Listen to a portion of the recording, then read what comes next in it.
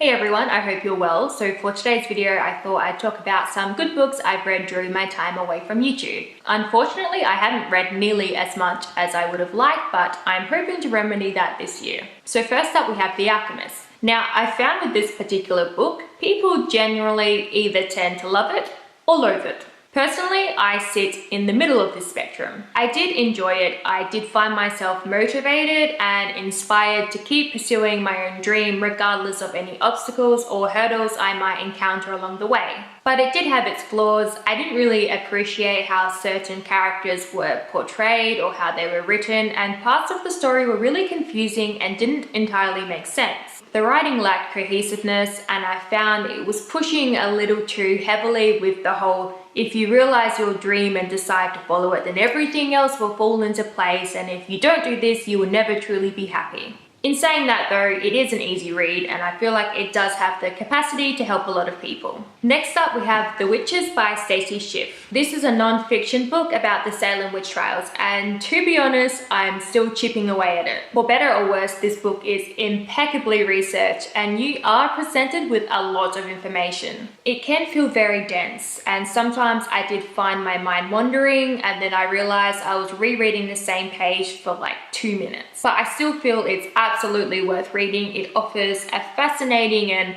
depressing insight into these accusations of witchcraft and the subsequent trials and punishment. Just bear in mind, it's not a light read and it might take you some time to get through.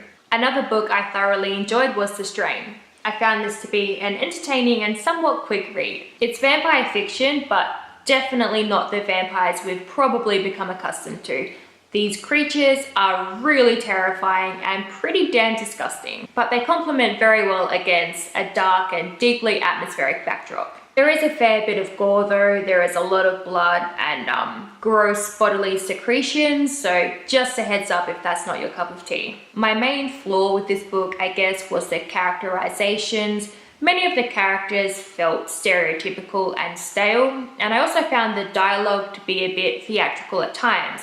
For example, there would be these very intense action scenes and a character would say something completely out of place, something very dramatic that nobody would actually ever say in reality. But still, in saying that, it was a very enjoyable read and I appreciated the fresh outlook on vampires. Lastly, I wanted to talk about Norse Mythology by Neil Gaiman. Now, I love mythology and folklore, so this book was definitely right up my alley. This book is told in short stories, and while Gaiman does stay relatively true to the old legends, he adds a new storytelling element to them.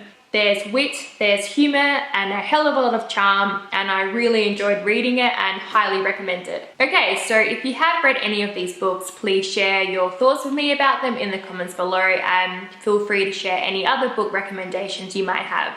Now, before I let you go though, I do have some pretty exciting news to share with you all. I am writing a book. Yay! I'm about 20,000 words or so in and it's coming along surprisingly well. I don't really have a label for it in terms of genre, but I feel like it's going to be horror young adult or horror adult, horror fiction, whatever. But yeah, if you'd like me to make videos about the writing process or keep you updated, or if you have any questions about it, let me know in the comments below, because I feel like it could be kind of fun if I take you along on this journey.